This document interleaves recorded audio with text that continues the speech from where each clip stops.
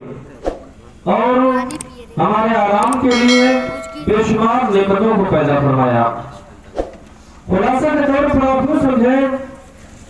کہ دنیا میں کم و بیش اللہ نے 18,000 مخلوقات پیدا فرمائی ہیں، تو 18,000 مخلوقات میں سے انسان کو نکال دیجئے، اس کے علاوہ جتنی بھی مخلوقات ہیں یہ ساری مخلوقات کو اللہ نے انسانوں کے فائدے کے لیے پیدا فرمایا ہے۔ لیکن ان نعمتوں کا جب آپ گہرائی سے مطالعہ کریں گے اور ایک غائبانہ نگاہ جب آپ ان نعمتوں پر ڈالیں گے تو آپ کو پتہ چلے گا کہ جتنی بھی نعمتیں اللہ نے پیدا فرمائی ہیں ان ساری نعمتوں کے اللہ نے حدود متعین فرمائے ہیں۔ اللہ نے ان کے لیے ایک نشان متعین فرما دیا ہے، وہ چیزیں انہی حدود کے اندر رہا کرتی ہیں، اور جب تک یہ نعمتیں اپنے حق کے اندر رہتی ہیں تو یہ دنیا والوں کے لیے، انسانوں کے لیے، بلکہ دنیا میں رہنے والے ہر ذی روح کے لیے یہ ساری چیزیں اللہ کی نعمت رہا کرتی ہیں۔ مثال سے آپ یوں سمجھیں، پانی اللہ کی بہت بڑی نعمت ہے، پانی سے ہم اپنی پیاس بجھاتے ہیں، پانی سے ہم کھانا بناتے ہیں، پانی سے ہم کھیتوں کی سینچائی کرتے ہیں، اپنی زندگی کے بے شمار کام ہم پانی کے ذریعے انجام دیتے ہیں۔ لیکن یہ پانی کب ہمارے لیے اللہ کی نعمت ہے؟ جب یہ معتدل انداز میں ہو۔ لیکن یہی پانی جب سیلاب کی شکل اختیار کر جائے، یہی پانی جب باڑھ کی شکل اختیار کر جائے، یہی پانی جب ہمارے گھر میں گھسنے لگے، یہی پانی جب ہمارے کھیتیوں کو ڈبا دے، یہی پانی جب ہمارے گھروں میں داخل ہو کر کے ہمارے بچوں کے لیے، ہمارے ماں باپ کے لیے بیماریوں کا سامان بن جائے، تو یہ پانی ہمارے لیے رحمت نہیں رہ جاتا ہے بلکہ ہمارے لیے زحمت کا سامان بن کر کے سامنے آتا ہے۔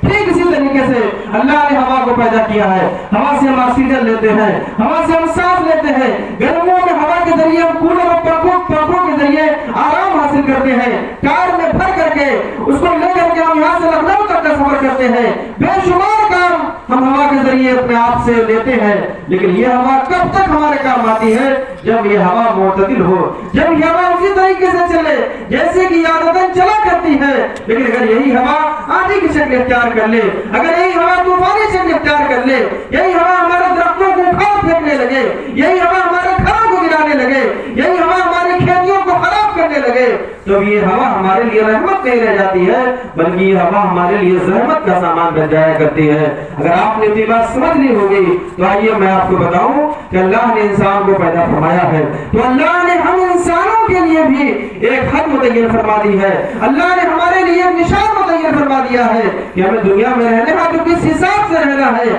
ہمیں زندگی گزارنی ہے تو کس حساب سے گزارنی ہے، ہمیں دنیا میں محبت کرنا ہے تو کس سے محبت کرنا ہے، ہم دنیا میں کسی کی تعظیم کریں تو کیسے کریں، کس طرح سے کریں، یہ سارے حدود، یہ ساری چیزیں اللہ نے ہمارے لیے متعین فرما دی ہیں۔ قرآن پاک میں اللہ کا ارشاد ہے، لقد کان لکم فی رسول اللہ اسوۃ حسنہ، اے لوگوں تمہارے لیے اللہ کے نبی صلی اللہ علیہ وسلم کی زندگی نمونہ عمل ہے۔ اگر تم کامیابی چاہتے ہو، اگر تم کامیابی چاہتے ہو دنیا میں، اگر تم عزت کے مقام پر فائز ہونا چاہتے ہو تو تمہارے لیے لازم اور ضروری ہے تم اللہ کے نبی صلی اللہ علیہ وسلم سے محبت کرو، اللہ کے نبی صلی اللہ علیہ وسلم سے عشق کرو اور آپ کے بتائے ہوئے راستے پر چلو، دنیا میں بھی کامیاب رہو گے اور آخرت میں بھی کامیاب رہو گے۔ محترم سامعین کرام، آپ صحابہ کی زندگی کا مطالعہ کریں، اکابرین کی زندگی کا مطالعہ کریں اور آپ اللہ کے نبی کے مقدس صحابہ کی جماعت کا آپ گہرائی سے مطالعہ کریں گے تو آپ کو اندازہ ہوگا کہ صحابہ کس طریقے سے اللہ کے نبی سے عشق کیا کرتے تھے، صحابہ کس طریقے سے اللہ کے نبی صلی اللہ علیہ وسلم کی پسند کو اپنی پسند بنا لیا کرتے تھے۔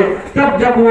جنگ کے لیے نکلتے تھے تو 313 میں رہتے تھے تو ہزاروں پر بھاری پڑ جایا کرتے تھے، نعرے تکبیر کی صدائیں اگر بلند کیا کرتے تھے تو بڑا سے بڑا قلعہ زمین باز ہو جایا کرتا تھا، سمندر سے راستہ مانگا کرتے تھے تو سمندر راستہ دے دیا کرتا تھا۔ ایسا کیوں تھا؟ ان کے دل میں اللہ کے نبی کی محبت تھی، ان کے دل میں اللہ کے نبی کی چاہت تھی، ان کے دل میں یہ عقیدہ تھا کہ اللہ کے نبی اگر ہم سے خوش ہو گئے، اللہ کے نبی اگر ہم سے راضی ہو گئے، اللہ کے نبی صلی اللہ علیہ وسلم اگر ہم سے خوش ہو گئے تو دنیا کی ساری نعمتیں اور دنیا کے سارے انعامات ہمارے پیروں میں غلام بن کر کے جھومتے ہوئے نظر آئیں گی۔ شاعر نے کہا تھا کہ محمد سے وفا تو نے تو ہم تیرے ہیں، یہ جہاں چیز ہے کیا لوح قلم تیرے ہے، یہ جہاں چیز ہے کیا لوح قلم تیرے ہے۔ آئیے میں آپ کو تاریخ کا ایک واقعہ دکھاؤں اور آپ کے سامنے رکھوں کہ صحابہ کس طریقے سے اللہ کے نبی کی چاہت کو اپنی چاہت بنایا کرتے تھے، کس طریقے سے اللہ کے نبی کے ناراضگی کو اپنی ناراضگی بنایا کرتے تھے۔ محترم سامعین کرام، مدینہ کی سرزمین ہے، اللہ کے نبی صلی اللہ علیہ وسلم مدینہ کی سرزمین میں جلوہ فرما ہے۔ آپ کے طریقہ کار تھا، کوئی بھی صحابی بیمار ہوتا، کسی کے گھر کوئی تقریب رہا کرتی، اگر وہ آپ کو دعوت دیتا تو آپ بخوشی اس کی دعوت میں تشریف لے جاتے، کوئی بیمار ہوتا تو اس کی عادت کے لیے تشریف لے جاتے۔ ایک بار کا واقعہ ہے، اللہ کے نبی صلی اللہ علیہ وسلم مدینہ کی گلیوں میں کسی کام سے گزر رہے ہیں، ایک چوراہے سے جب آپ گزرے تو آپ نے کیا دیکھا؟ ایک صحابی کا شاندار مکان تعمیر ہو رہا ہے۔ اللہ کے نبی صلی اللہ علیہ وسلم نے اپنے ساتھ والوں سے پوچھا، اے میرے صحابہ یہ کس کا مکان بن رہا ہے؟ اے میرے صحابہ یہ کس کا مکان تعمیر ہو رہا ہے؟ محترم سامعین کرام، ساتھیوں نے بتایا، اے اللہ کے مقدس نبی، اے اللہ کے مقدس رسول، یہ فلاں انصاری صحابی کا مکان ہے جو تعمیر ہو رہا ہے۔ واقعی میں بڑا شاندار مکان تھا۔ اللہ کے نبی صلی اللہ علیہ وسلم نے اوپر سے نیچے تک مکان کا جائزہ لیا، اس کے بعد آپ چلے گئے، بات ختم ہو گئی۔ جب وہ صحابی جس کا مکان تعمیر ہو رہا تھا انہیں معلوم ہوا کہ اللہ کے نبی صلی اللہ علیہ وسلم کا گزر میرے مکان کے قریب سے ہوا تھا تو آپ دوڑے آئے، کچھ لوگ وہاں کھڑے تھے۔ صحابی نے پوچھا، اے میرے ساتھیوں یہ بتاؤ کہ اللہ کے نبی یہاں آئے تھے؟ اے میرے ساتھیوں یہ بتاؤ کہ میرے مقدس نبی کا یہاں سے گزر ہوا تھا؟ اے میرے صحابی یہ بتاؤ کہ اللہ کے مقدس نبی صلی اللہ علیہ وسلم یہاں سے گئے تھے؟ لوگوں نے بتایا کہ ہاں، اے انصاری صحابی کچھ دیر پہلے اللہ کے نبی صلی اللہ علیہ وسلم یہاں سے گزرے تھے، انہوں نے تمہارے مکان کا جائزہ لیا، آپ نے کچھ کہا تو نہیں، لیکن آپ کے چہرے کے جغرافیے سے ایسا محسوس ہوا کہ اللہ کے نبی نے آپ کے مکان کو پسند نہیں کیا ہے۔ محترم سامعین کرام، زبان سے آپ نے کچھ نہیں کہا ہے، بس آپ کے ساتھی نے یہ بتایا کہ اللہ کے نبی صلی اللہ علیہ وسلم گزر رہے تھے، ان کے چہرے کو دیکھ کر ایسا محسوس ہوا کہ اللہ کے نبی کو مکان پسند نہیں آیا ہے۔ محترم سامعین کرام، اتنا سننا تھا، وہ صحابی قرآن اٹھاتے ہیں اور قرآن اٹھانے کے بعد اپنا شاندار مکان گرا کر کے زمین بوس کر دیتے ہیں اور یہ شاندار عمارت کو، شاندار بلڈنگ کو کھنڈر میں تبدیل کر دیتے ہیں۔ محترم سامعین کرام، بات پھر ختم ہو گئی۔ کچھ دنوں کے بعد پھر اللہ کے مقدس نبی صلی اللہ علیہ وسلم کا وہاں سے گزر ہوا۔ جب اللہ کے نبی صلی اللہ علیہ وسلم وہاں سے تشریف لے جا رہے تھے، آپ نے دیکھا کچھ دنوں پہلے یہاں شاندار مکان تھا، کچھ دنوں پہلے یہاں شاندار بلڈنگ تعمیر ہو رہی تھی، آخر آج یہاں مرمہ ہے، آج یہاں تو مکان گرا ہوا ہے۔ آپ نے صحابی کو بلوایا اور بلوانے کے بعد سوال کیا، اے میرے پیارے انصاری صحابی کیا بات ہے؟ کچھ دنوں پہلے جب میں یہاں سے جا رہا تھا تو میں نے دیکھا تھا کہ آپ کا مکان تعمیر ہو رہا تھا،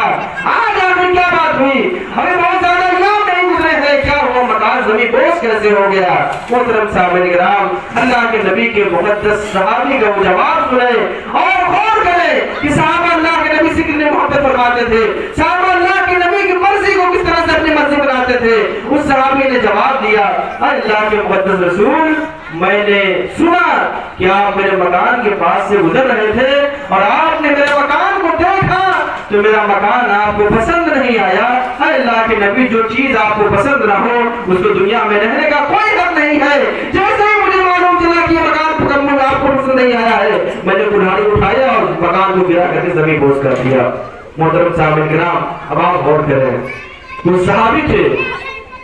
اللہ کے نبی صلی اللہ علیہ وسلم کے بارگاہ میں بیٹھ کر کے فیض حاصل کرنے والے انسان تھے۔ انہیں معلوم تھا کہ اللہ کے نبی صلی اللہ علیہ وسلم کی محبت میں رب کی محبت ہے اور اللہ کے نبی صلی اللہ علیہ وسلم کی رضا میں رب کی رضا ہے۔ جس انسان نے اللہ کے نبی کو راضی کر لیا، جس انسان نے اللہ کو راضی کر لیا، جس انسان نے اللہ کے مقدس رسول صلی اللہ علیہ وسلم کو راضی کر لیا، پھر کائنات کی ساری چیزیں اس کے غلام بنتے ہوئے نظر آئیں گی۔ ہم اگر کامیابی چاہتے ہیں، ہم اگر چاہتے ہیں کہ اللہ کے نبی صلی اللہ علیہ وسلم ہم سے خوش ہو جائے، ہم اگر چاہتے ہیں کہ دنیا میں ہم عزت کے مقام پر فائز ہو جائے، ہم اگر چاہتے ہیں کہ دنیا میں ہماری عزت ہو تو ہمیں اللہ کے نبی صلی اللہ علیہ وسلم سے اپنے رشتے کو جوڑنا ہوگا، اللہ کے نبی صلی اللہ علیہ وسلم کے نقش قدم کو اپنانا ہوگا، اللہ کے نبی صلی اللہ علیہ وسلم کے سیرت پاک کو اپنا کر کے ان کی سیرت کو اپنے اندر ڈھال کر کے ایک اچھا سچا مسلمان بننا ہوگا، تب جا کر ہم کامیاب ہوں گے، تب جا کر کے کامیابی ہمارے قدم جوڑے گی۔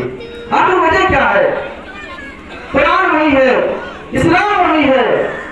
اور اللہ کے نبی کی تعلیمات وہی ہے۔ پہلے کے لوگ ان تعلیمات پر نہیں کیا کرتا تھا، آخر ہمارا معاملہ کو ٹیڑھا ہو گیا ہے۔ اپنے آپ چاروں طرف سے ہمارے اوپر کیوں نشانہ ہمیں بنایا جا رہا ہے؟ آخر کو چاروں طرف سے ہمارے اوپر ظلم و تشدد کے پہاڑ توڑے جا رہے ہیں، اس کی وجہ کیا ہے؟ اس کی وجہ صرف یہی ہے کہ ہم نے طریق مصطفیٰ کو چھوڑ دیا ہے۔ شاعر کہتا ہے طریق مصطفیٰ کو چھوڑنا ہے وجہ بربادی، طریق مصطفیٰ کو چھوڑنا ہے وجہ بربادی، اسی سے قوم دنیا میں ہوئی بے اقتدار اپنی، اور اس کا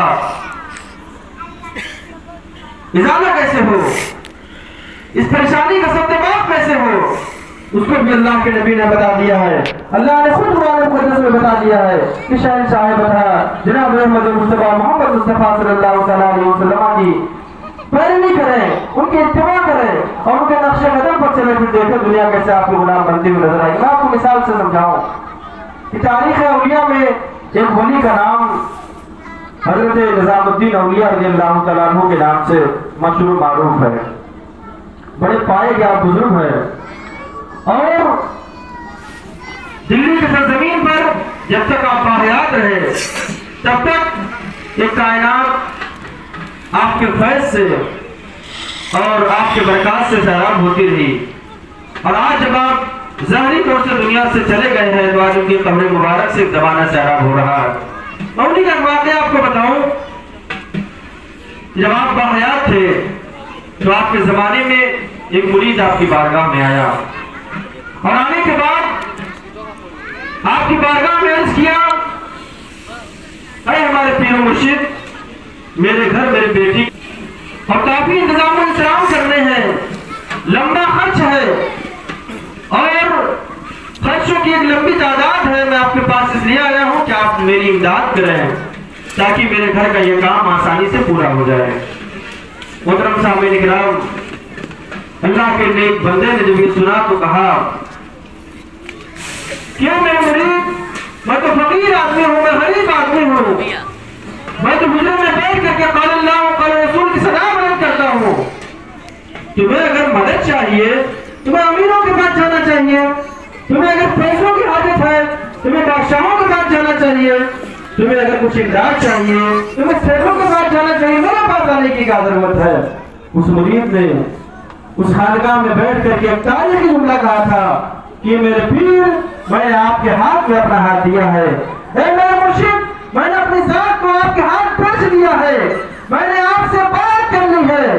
اور جب انسان کسی سے پچ جاتا ہے تو اس کے علاوہ کسی کے سامنے ہاتھ نہیں پھیلایا کرتا ہے، میں اگر ہاتھ پھیلاؤں گا، میرا ہاتھ اگر اٹھے گا، میرا دامن مراد اگر کسی کے سامنے دراز ہوگا تو آپ کے سامنے دراز ہوگا، میں کسی کے سامنے ہاتھ نہیں پھیلاؤں گا، اور میں لے کے جاؤں گا تو آپ ہی کی بارگاہ سے لے جاؤں گا، دوسرے کے سامنے میں ہاتھ پھیلانے نہیں جاؤں گا۔ محترم سامعین کرام، واقعی میں مرید ساتھی کی یہی پہچان ہوتی ہے، سچے مرید کا یہی کار ہوتا ہے کہ وہ یہ خیال کرے کہ اگر اللہ ہمیں نعمتیں دے رہا ہے تو پیر کے صدقے میں دے رہا ہے، اگر اللہ ہمیں عزت دے رہا ہے تو پیر کے صدقے میں دے رہا ہے، اللہ اگر ہمیں وقار دے رہا ہے تو پیر کے صدقے میں دے رہا ہے، دنیا میں اسے جو بھی مل رہا ہے پیر کے صدقے میں مل رہا ہے۔ یہ سچے مرید کی نشانی اور پہچان ہوا کرتی ہے۔ اس کے بعد مسئلہ ہو گئی، وہ مرید جو ہے اپنے پیر سے منت و سماجت کرتا رہا، بہت منت سماجت کیا، جب اس نے پریشان کر دیا تو آپ نے کہا، اے میرے مرید، تم خانقاہ کے باہر جاؤ اور ایک دو اینٹ لے کر کے میری بارگاہ میں آؤ۔ بس دھیان سے سماعت کریے گا، آپ کو پتہ چل جائے گا جو انسان اللہ کا ہو جاتا ہے، جو انسان اپنے آپ کو اللہ کے سامنے پیش کر دیتا ہے، جو انسان اپنی ذات کو اللہ کی بارگاہ میں گم کر دیتا ہے، وہ انسان دنیا میں کس طریقے سے کامیاب و کامران ہو جاتا ہے، اس کے ہاتھ میں، اس کے زبان میں اللہ کتنی برکتیں دے دیتا ہے، ابھی آپ کو اندازہ ہوگا۔ محترم سامعین کرام، وہ مرید باہر جاتا ہے، جانے کے بعد دو اینٹ لے کر کے آپ کی بارگاہ میں آتا ہے، جب مرید آپ کے ہاتھ میں پیش کرتا ہے تو آپ نے سورتوں کی تلاوت کی، سورہ اخلاص کی تلاوت کی، سورہ فاتحہ کی تلاوت کی، اور آپ نے دم کیا، اہل خانقاہ دیکھ کر کے حیران رہ گئے کہ آپ کا دم کرنا تھا وہ مٹی کی اینٹ سونے میں تبدیل ہو گئی۔ کہیں سبحان اللہ، تو مٹی کی اینٹ سونے میں تبدیل ہو گئی۔ اب وہ سارے خانقاہ کے لوگ دیکھ کر کے حیران رہ گئے آپ کی مقدس کرامت کو دیکھ کر کے۔ وہ مرید اینٹ کو لیتا ہے اور لے کر کے اپنے گھر چلا جاتا ہے اور اس کی مراد پوری ہو جاتی ہے، لیکن ساتھ ہی ساتھ یہ منظر دیکھ کر کے اس مرید کے ذہن میں ایک پلان آیا۔ اس نے سوچا کہ میرے پیر نے آج میری مدد کی ہے، میرے پیر نے آج میری امداد کی ہے، اور میرے پیر نے آج یہ بھی دکھا دیا ہے کہ مٹی کو سونا بنایا کیسے جاتا ہے۔ اس نے ذہن میں پلان بنایا کہ اب میں غریب نہیں رہوں گا، اب میں مفلس نہیں رہوں گا، اب میں نادار نہیں رہوں گا، اب میں کسی کے سامنے ہاتھ پھیلانے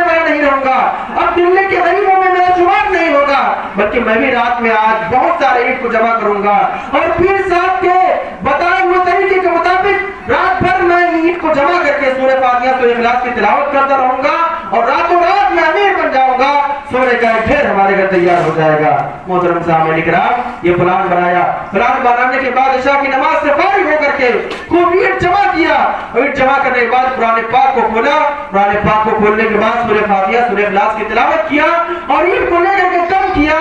لیکن اب حیران رہ گیا کہ ہمارے پھونکنے سے مٹی کی اینٹ سونے میں تبدیل نہیں ہو رہی ہے. بڑا حیران ہوا. رات بھر تو نہیں عمل کیا لیکن اس کے پھونک میں کوئی تاثیر ہی نہیں رہی, بلکہ یہ پھونکتا تھا تو مٹی کی اینٹ مٹی رہ جاتی تھی. اب وہ بڑا حیران ہوا. حیران ہونے کے بعد